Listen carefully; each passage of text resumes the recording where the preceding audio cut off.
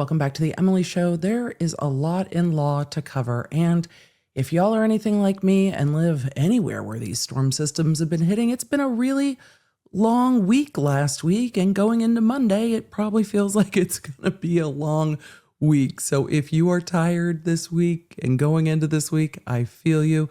If your first question is, Emily, when are we starting trial coverage? Don't worry, I'll get to it. You know what I'm gonna say. Get the app to stay in the loop, but we're going to talk a little bit about everything that is leading up to the Karen Reed case, but we also have a new Diddy indictment. One of his civil suits got yeeted right out of court. We're going to talk about what that might mean for some of those other suits and some of my concerns there. And when Jeffrey Williams, who you may know as Young Thug, took that open plea in November 2024, I said I had concerns about the probation. And of course, prosecutors have tried to now revoke his probation, and the judge made a very swift order in that case. So we're going to have to take a look at what the judge did because it gives us an indication of where the judge is at. So with all of that, we should just get into the Emily Show. I'm legal analyst Emily D. Baker, yes, also a lawyer, and this is the Emily Show. I break down the pop culture, entertainment, and high-profile cases that we're all talking about. I know you want the facts, so let's get into it.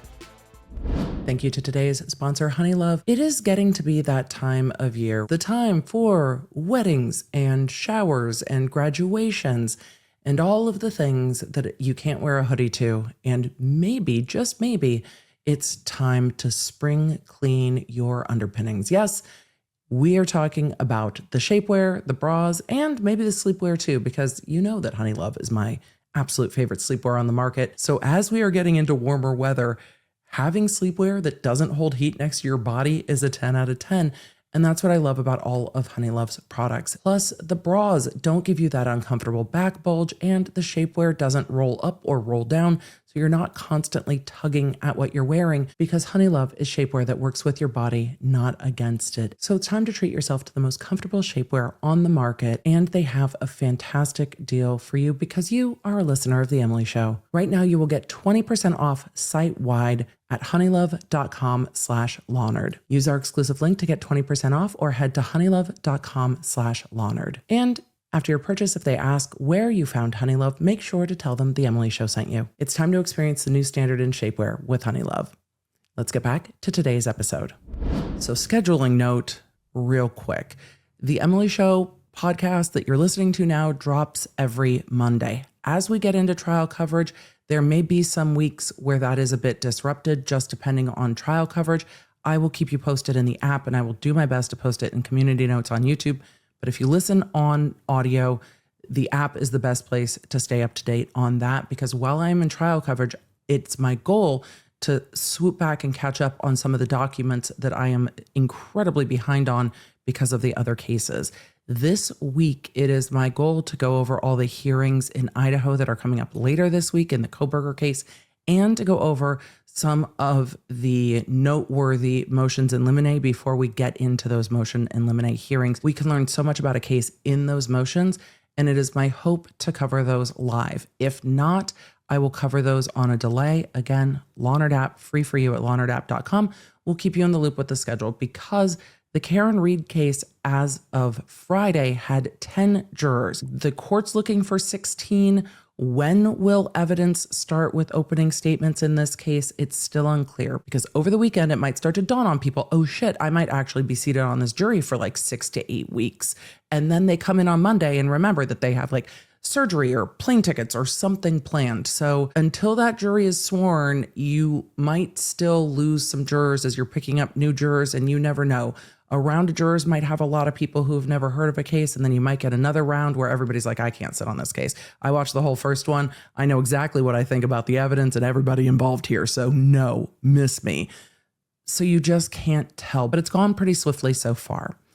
So it's my goal as we get into trial coverage that on Monday we will be covering cases that have been on the back burner a bit because of how much documentary evidence there is and just how much reading it requires that I have not gotten all the way through yet to summarize it for you, because I do all of that myself because, well, I think you want my take on things and how I see the law, and so I have to go through all the reading myself. But As we get through the Karen Reed trial, I will also have cut downs on this channel and on the audio feed. So if you want to listen to the really quicker day-by-day version of what happened in court so you can stay in the loop without watching full trial days and just tune in when the witnesses you want to see are on the stand, don't worry, I will send you an app notification the second former Trooper Proctor takes the stand and some of the other key witnesses in this case, so you don't miss the moments that mean the most to you. But I will also have those because the editing team for Team Baker is just absolutely fantastic, and they will be getting you those cut downs and summaries from the trial days onto the Quick Bits channel as soon as we possibly can as we get into trial coverage. So we're about to get really, really busy. I need this weather to cooperate, so while I'm busy, I'm also not exhausted. That would be so helpful. But for those of you that have been waking up or staying up with tornado sirens going off, you know where it is. Look, when I was still living in California, Dr. B and I loved Twister. It was one of those cult classic movies that we just adore. Yes, we still adore the movie Twister, but now it hits a little too close sometimes. You're just like, oh, so tired. Let's talk about what's going on in Georgia first. I covered off and on the YSL prosecution. It was this massive, sprawling RICO prosecution in Georgia. And midway through that prosecution, which went on for well over a year, it took them like a year to pick the jury first, and then they got into evidence. Just this disorganized and sprawling case. The judge got removed from the case in the middle of it. It was and remains kind of a mess. But Jeffrey Williams, one of the lead named defendants, aka Young Thug, took a plea deal open to the court, or as they call it in Georgia, blind to the court, which means he pled to the things he was charged with and said to the court, you pick the sentence. Like, you've seen as much evidence as you've seen. The prosecution's going to argue for something. The defense is going to argue for something. I want to get out of custody. Just you pick the sentence and let's go. So in that case, he was sentenced to total 40 years, but serving 5 in custody. And then that 5 was commuted to time served. So you're going to be sentenced to 40 years. That's going to be serving 5 of those 40 years in custody.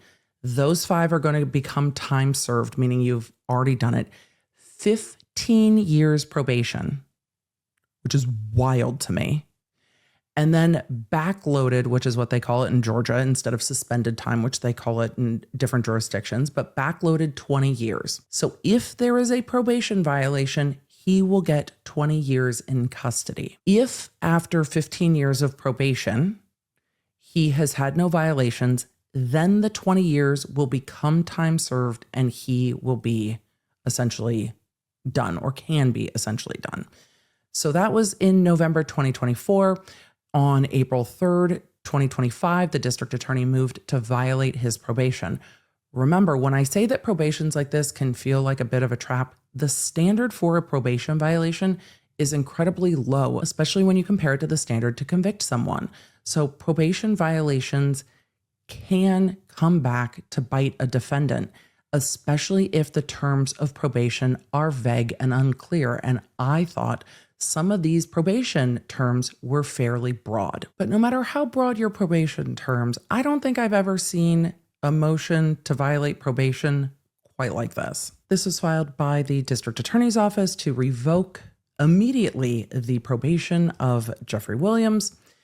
It says that the defendant has demonstrated a blatant disregard for the law, the safety of witnesses, and the integrity of judicial proceedings. The state submits that the defendant's quote-unquote continued presence in the community under probationary supervision presents a clear and present danger to public safety and undermines the rule of law. The DA's office goes on to say that since sentencing, the defendant has engaged in conduct that directly threatens the safety of witnesses and prosecutors, compromises ongoing legal proceedings, and warrants immediate revocation of probation.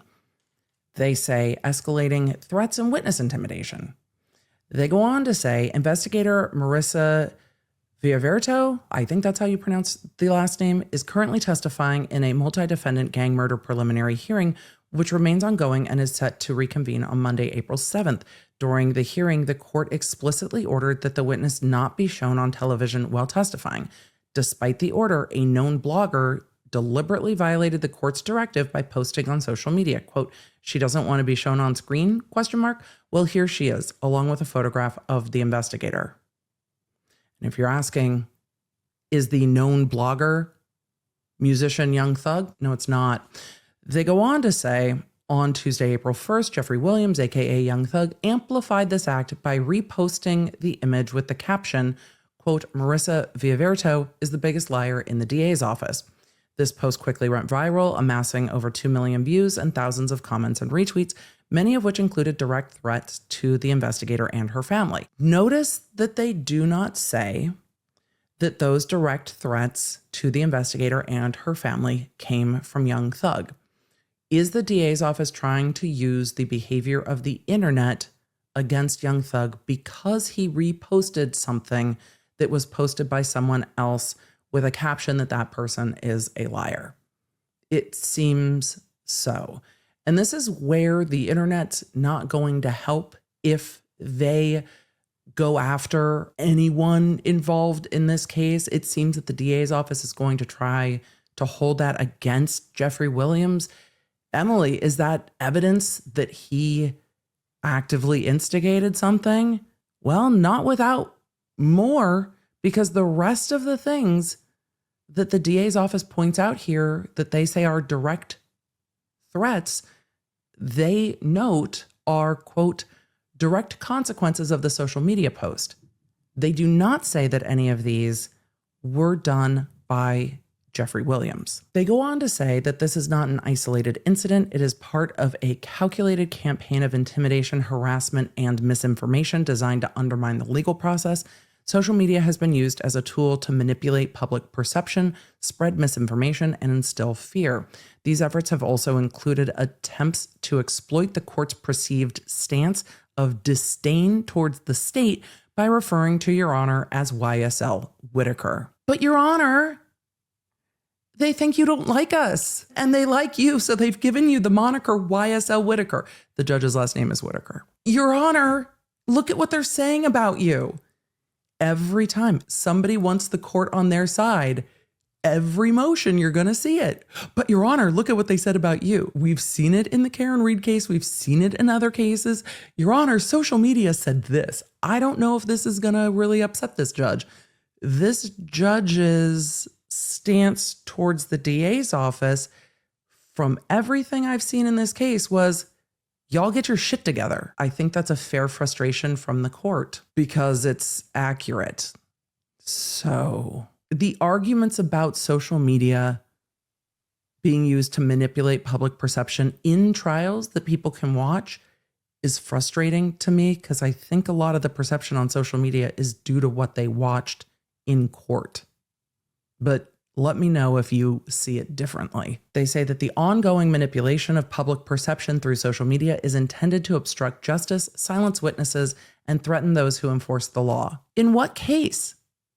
They never said that whatever prelim is ongoing is related in any way to YSL, to Young Thug, to that RICO case, or to anything else. It seems completely unrelated. The DA's office then says the integrity of this court and the safety of those involved in this prosecution are at stake. The defendant's probation should be immediately revoked to prevent further harm, ensure compliance with the law, and send a clear message that witness intimidation and threats against public officials will not be tolerated. The state urges this court to take swift and decisive action by revoking the defendant's probation and remanding them into custody without delay. Well, the court did take swift and decisive action, and well, I could go through the response from Jeffrey Williams' attorney, Steele. I can summarize it in Steele saying, essentially, bet. My client could admit to everything that you're alleging here that relates to him, which is he made a tweet, and that still wouldn't be a violation of probation. If the DA's office feels so strongly that witnesses are being intimidated, then they're going to need to subpoena the Bird app and figure out who's behind those accounts making threats, and then go after them directly. Is that more time intensive? Yes. Is that more difficult if those people are outside the jurisdiction? Yes. Do I think people should be making death threats on social media? No. Do I think that that's going to continue to be used against Young Thug by this DA's office? It seems like it. Will that be successful? Maybe not. But if those who support him are going to be leveraged against him, it's going to create a tension. However, death threats on social media violate most social media TOS policies and can be handled in other ways. Violating his probation when he's not the one making threats doesn't seem to fit under the law. And it seems to be a post of pure opinion, not a post calling for any action. But again, social media can take things too far. However, that's not basis to revoke someone's probation. Let's take a look at what the court said. Emily, did the court even ask to hold a probation violation hearing? Nope. Filed on April 3rd, 2025. Order continuing defendant on probation. Upon consideration of the state's April 2nd motion to revoke defendant's probation, which alleges a violation of the terms and conditions of defendant's probation for having posted a picture of a particular law enforcement officer with the caption, quote, biggest liar in the DA's office, and defendant's April 3rd response thereto, and having reviewed the terms and condition of defendant's probation imposed by this court, the court declines to revoke defendant's probation based on the violation asserted. Footnote 1. And footnote 1 says, while this court does not find that the cited social media post raises to the level of a violation of defendant's probation, it may be prudent for defendant to exercise restraint regarding certain topics. So the court says to the DA's office, this is not a violation of probation, and then says to the defendant, essentially, let me know if you read that footnote differently, be mindful because the DA's office is going to continue to look for ways to violate your probation and put you in custody for 20 years. This post on social, though social media may have taken it and run with it and made threats and done whatever else, that was not action taken by the defendant in this case. It is a reach. And if we are months into this probation, and that is the kind of reaching the DA's office is going to do, I don't think we're going to see an end to it. And I think the court acknowledges that in the note and says posting about the DA's office on social is probably going to raise some ire and could, in different contexts, potentially cause problems. That's how I read it. But the swiftness of the response from the court also indicates to me that this probation violation motion from the DA's office was not well taken. And I will note, though Team Baker is fantastic, if you're like, Emily, does it sound stormy? Yes. There's no recording without storms rolling through this week. So if you hear it in the background, which you may not, it's me, not you.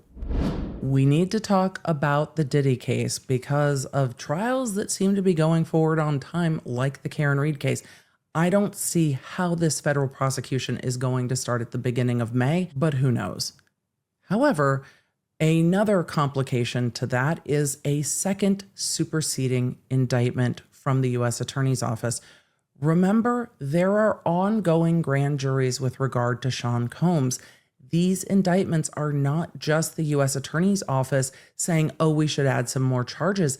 These are new grand jury indictments where evidence is being brought forward. And unlike the last superseding indictment that did add more information, but not new charges, this superseding indictment, in fact, adds 2 new charges and adds another victim identified in the indictment as victim 2.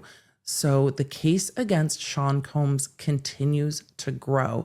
And that is going to cause, I would imagine, a tremendous amount of frustration for his defense team who are trying to get ready for trial at the beginning of May within his speedy trial right. But now that there is a new victim, are going to have new discovery with regards to new A, charges, and B, a new victim. And the counts that they have added here are an additional count of sex trafficking by force, fraud, or coercion from 2021 up to and including 2024.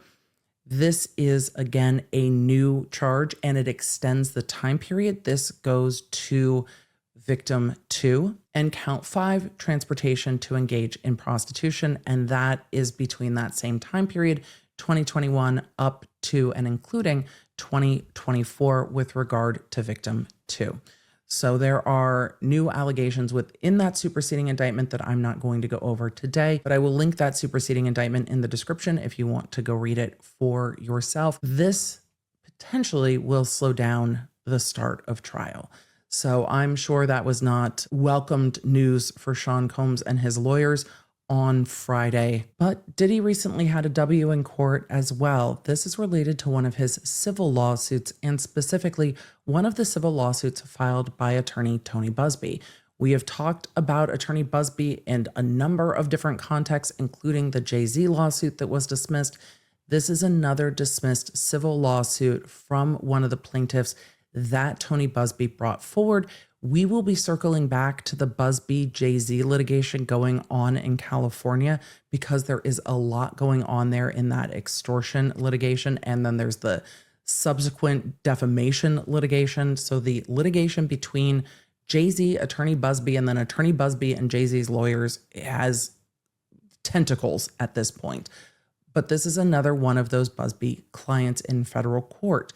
Remember at the beginning when all of these federal suits were filed, they were all filed by individual Jane and John Does anonymously, and motions were subsequently made for those plaintiffs to continue to proceed anonymously.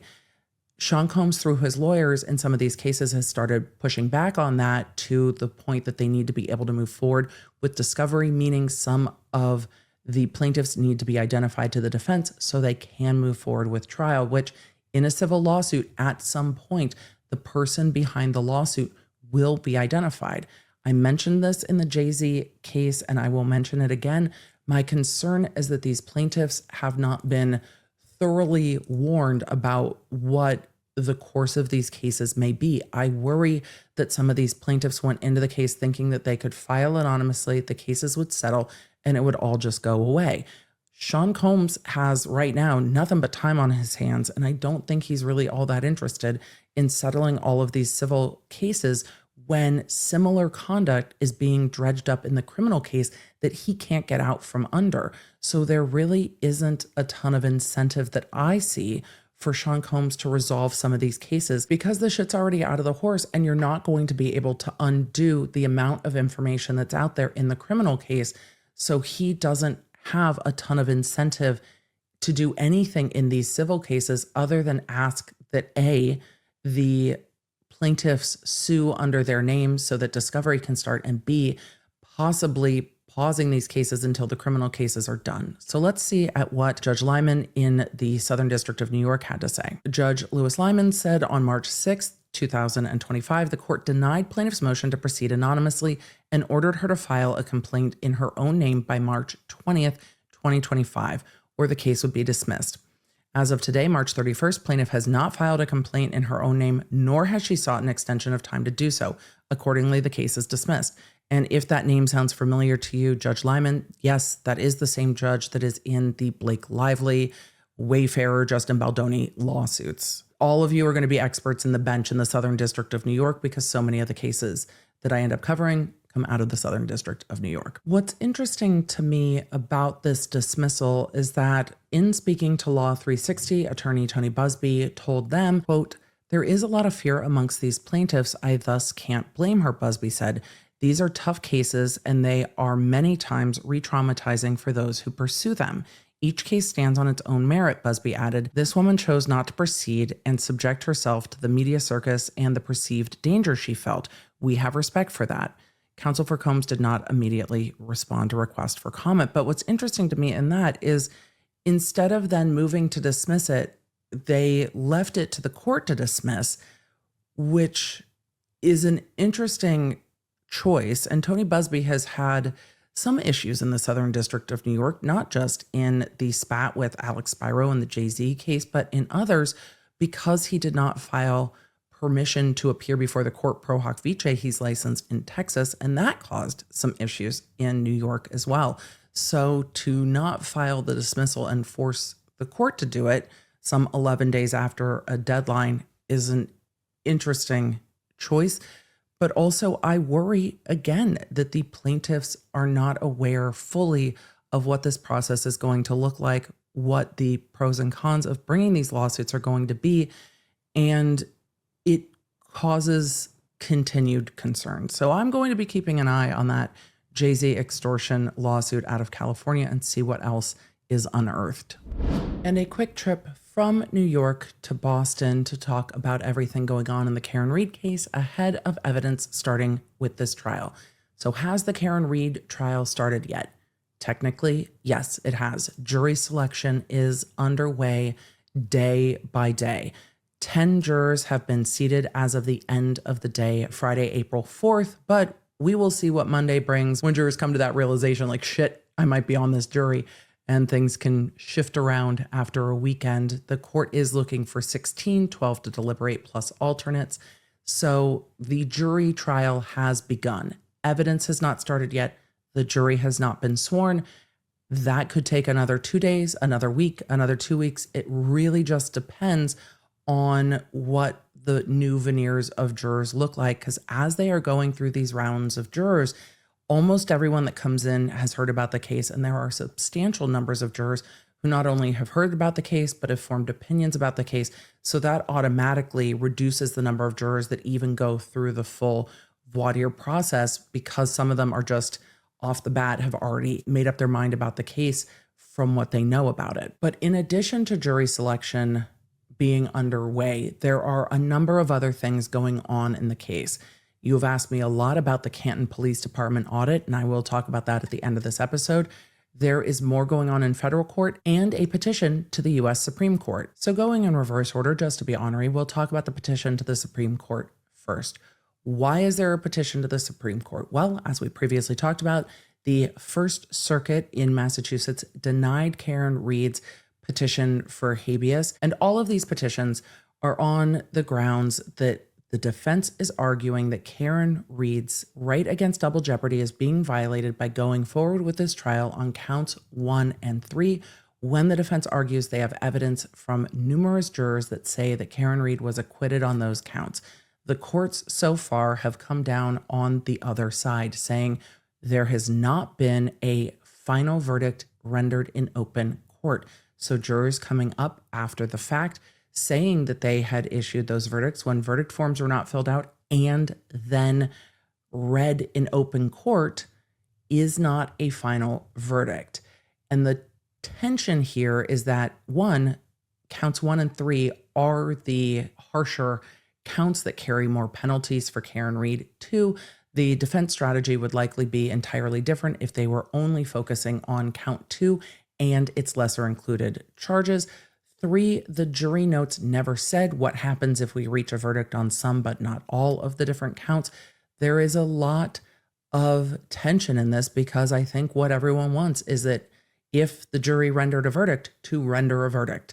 And it seems that there was a substantial amount of confusion in the process, and the jury instructions in Massachusetts are confusing.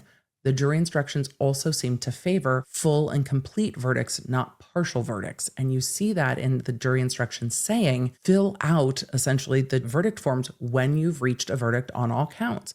So the jury, it seems, did not ask what happens if we reach a verdict on only some of the counts.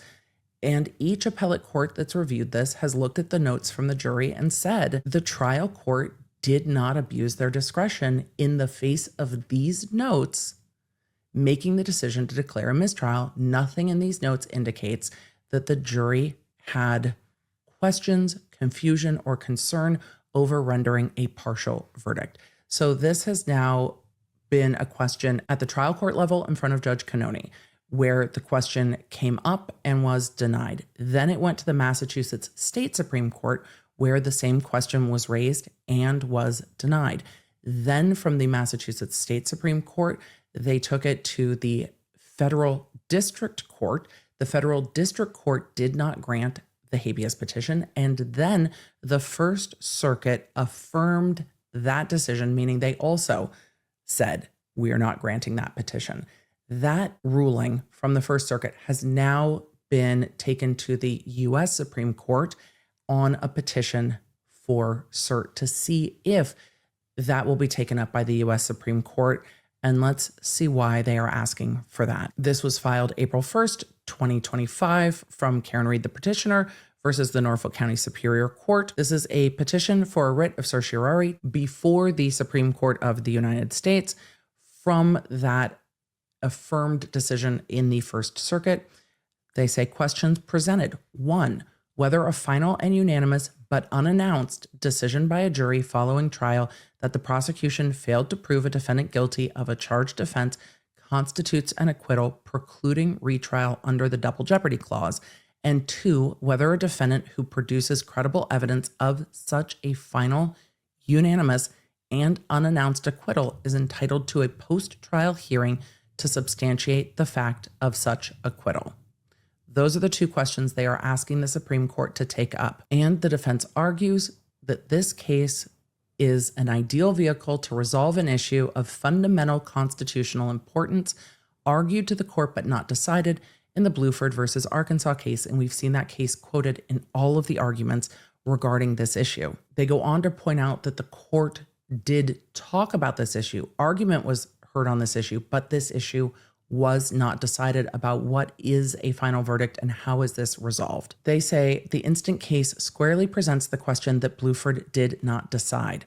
Here, beginning the day after petitioner's first trial ended in a mistrial, 4 jurors contacted trial counsel to inform them that the jury had reached a final and unanimous but unannounced conclusion that petitioner Karen Reed is not guilty of murder in the second degree and leaving the scene of a collision, 2 of the 3 charges pending against her. The difficulty in this argument is whether or not this requires prying into the decision-making of the jury, and whether or not a decision by the Supreme Court here would upend the desire for final verdicts announced in open court, which is really the cornerstone law of the land, is that jury verdicts must be announced. And we have looked at some of the different appellate cases in this through the argument on this issue. This case has, unfortunately, far too many unique issues for any one case. Stuff keeps coming up that we're like, well, haven't seen that before. I suspect because there is some very well settled law in this area, because the law generally leans to you cannot invade the province of the jury and ask about jury deliberations except in very, very narrow circumstances, like we saw in the Murdaugh case with outside influence. This is not one of those cases. And I think the Supreme Court will probably punt instead of taking this case up to have full briefing and argument on it. We will see. What does this mean for Karen Reed's trial? At this point, nothing. Karen Reed's trial is going to continue to go forward as it is progressing forward. The defense had asked for more time to allow the First Circuit to decide. The First Circuit has now decided. So what the Supreme Court decides to do will move on a separate track and will not derail this trial from going forward as it is moving forward now. But alas, that's not the end of the federal litigation in the Karen Reed case, because there are now 2 lawsuits pending regarding the buffer zone order. I went over that a bit on stream. The first buffer zone lawsuit going forward did go to argument in front of the court, and the court has asked for additional briefing. So, hey, lawyers, go back and give me more information. That is due on April 10th. This is all regarding Judge Cannoni's issuance of a buffer zone around the courthouse and then expanding that buffer zone from the last trial, arguing that those who want to protest in front of the courthouse have the right to do so, and the court cannot control public and private property outside the grounds of the courthouse. My procedural concerns for that lawsuit is that I don't know if they've exhausted their procedural remedies, and appellate courts love saying, hey, go back and ask the trial court to make a final ruling and then you can appeal it. But it seems that they did not go through that full process. They are asking for an injunction to stop the buffer zone from preventing them from being in front of the courthouse. We will see what happens in federal court, but that is going alongside this trial. It is not going to stop or delay or derail this trial in any way. The argument really being that the interveners, the people impacted by that order from the court, were not given opportunity to be heard. And they, in this trial, haven't seemed to petition the court. So I wonder if the Court of Appeals will say, finish asking the lower court. I don't have jurisdiction over this yet. So I will keep you posted with what's going on with the buffer zone in the Karen Reed case. And the thing that many of you have asked me about is this independent audit of Canton PD. The voters in the town of Canton pressed for an independent audit of the police department. And the independent auditing group took a look not at just the police department overall, but at 3 specific cases, to include the investigation into the death of John O'Keefe and the investigation into the death of Sandra Birchmore. They also took a look at the general policies and procedures of the police department. You know, like an expert can look and see if the department's doing things according to their own policies, or if a department's policies line up with what the nationally accepted best practices are. It's almost like you can have people who are experts in policing that can then illuminate what is going on in a department. Emily, you have your sarcasm voice on. Yes, I do, because I am still confused about Judge Cannoni's denial of the defense expert to testify about some of the things that were not done well in these investigations by either Massachusetts State Police or Canton Police Department. What caught my attention first in this report is this. When looking at evidence collection procedures from Canton PD before the investigation into the death of John O'Keefe was turned over to Massachusetts State Police, the observations include that Canton PD detectives did not have access to evidence collection kits in Canton PD vehicles or at Canton PD headquarters to secure the blood evidence located near the body of Mr. O'Keefe at 34 Fairview Road. Canton PD detectives stated they only utilized solo cups as a last resort to preserve the forensic evidence until it was transferred to MSP Crime Scene's forensic unit. The audit team found that Canton PD did not follow policy and procedures related to evidence collection and preservation. The audit team found that there were no Bureau of Criminal Identification units initially on scene, nor were any crime scene kits available or used for evidence collection. They say, note, according to the Massachusetts Crime Lab, plastic is not recommended for packaging or storing moist or wet evidence items due to the acceleration of decomposition of biological materials on the evidence. Right. They also indicate that no photographs are taken of John O'Keefe, exact location of where his body was found, by Canton PD officers at 34 Fairview. The Canton PD officers used personal phones to photograph and video evidence collection at 34 Fairview Road. Pursuant to Canton PD policy, a digital camera or laptop computer should have been used to photograph the crime scene. Do you really think someone's going to bring a laptop out and flip it around and photograph a crime scene with it? I don't even understand that that's the policy. Also, it seems that the entire department has one digital camera. They go on to say that the Canton PD first officer on scene should have photographed John O'Keefe where he was found before he was moved by fire rescue to the ambulance.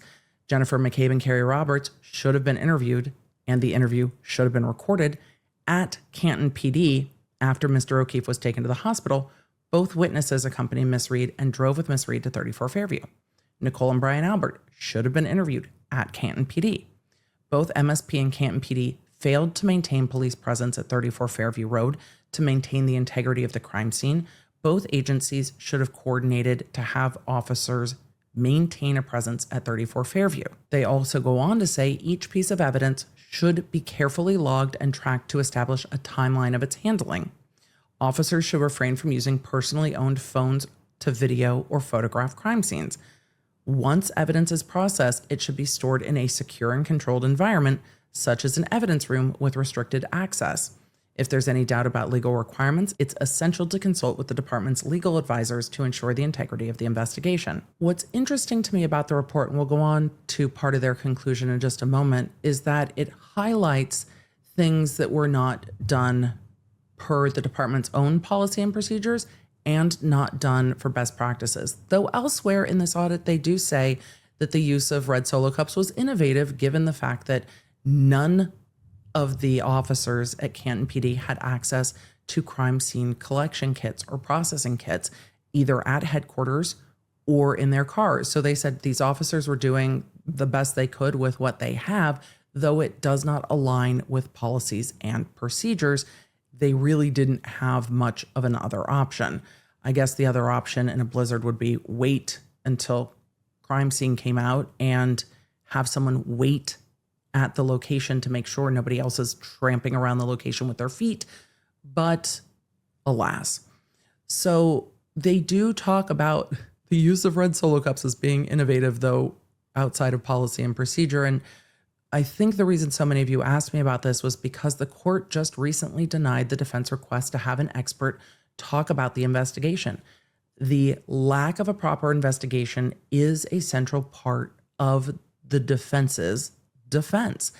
And the court said in their order, A, experts aren't brought in for this type of testimony in Massachusetts, and B, the jury can understand you don't need an expert for this. Well, if you don't need a whole expert to explain this, why does Canton PD need a whole audit to explain this? I understand where y'all are coming from when you're asking these questions, because I think it's proper to bring in an expert to explain the policies and procedures are this.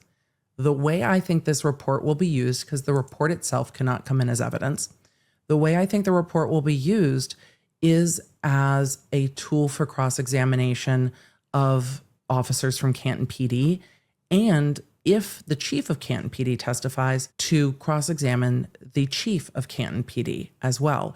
It gives a very thorough line out of what happened in this investigation, what didn't happen, how things were preserved or not preserved.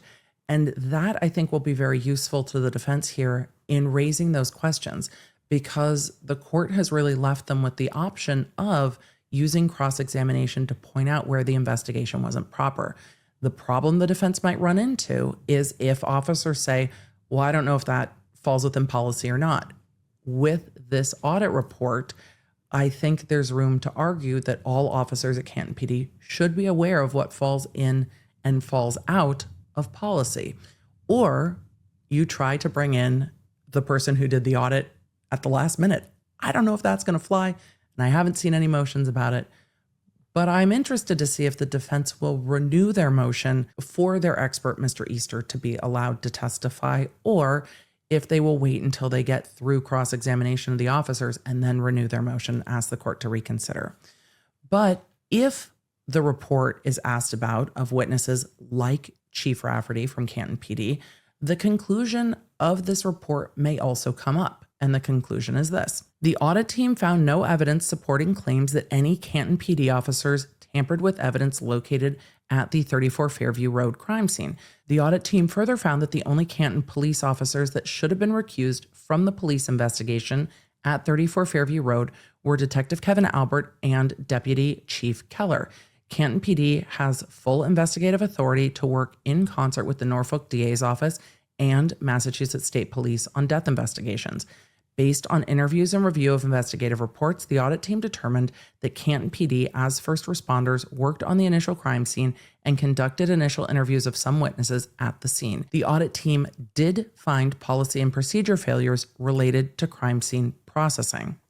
The audit team has determined that Canton PD's internal controls and compliance oversight have improved since the initiation of this audit, and that effective leadership is in place to supervise future critical incidents. The audit team has advised Chief Rafferty regarding our recommendations, and Chief Rafferty has confirmed the implementation of new crime scene procedures. Is that conclusion harmful to the defense? I don't think so. This investigation early on was turned over to Massachusetts State Police, which is where Trooper Proctor worked. So a lot of what the defense has alleged happens at Canton PD, but involves state troopers.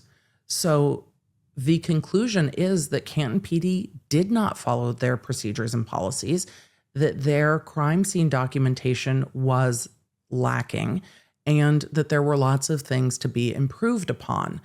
When you couple that then with Massachusetts State Police taking over the case, and then the defense will argue kind of doubling down on what may just be a lack of know-how or resources, then you have kind of a two-prong argument for the defense. So we will see. I wonder if we'll see more of a focus on the failures of former trooper Michael Proctor in the next trial of Karen Reed.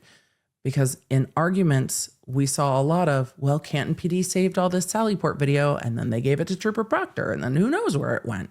And well, we collected these things and then we gave them to Trooper Proctor and then who knows where they went. And I think we will see that from both the prosecution and the defense in this retrial. Let me know what you think, Law Nerds. I hope the weather is better where you are than where I'm at. And if you had some squirrely, swirly weather and very wet weather this past week and going into this week, I hope that you and your families are safe and well. So with that, Law Nerd, thank you for being here. Thank you for being a Law Nerd. Make sure you get the Law Nerd app at lawnerdapp.com to stay in the loop with live trials. Remember, that's where I let you know schedule changes, when we're covering live court, when things pop off, what witnesses are taking the stand. And hopefully this week we will be covering mostly what's going on in the prosecution of Bryan Kohberger, because lots is happening in that case as well. So thank you for being here. Thank you for being a Law Nerd, and I will see you on the app and in the next one. Bye. Thanks for joining me. If you enjoyed this episode and don't want to miss updates on your favorite cases, you're going to need the Law Nerd app at lawnerdapp.com. That way you can stay in the loop on the cases that matter most to you, and you never know when you're going to catch feelings for a new case. So make sure you get it for free on iOS and Android. Thank you for being here, and thank you for being a Law Nerd.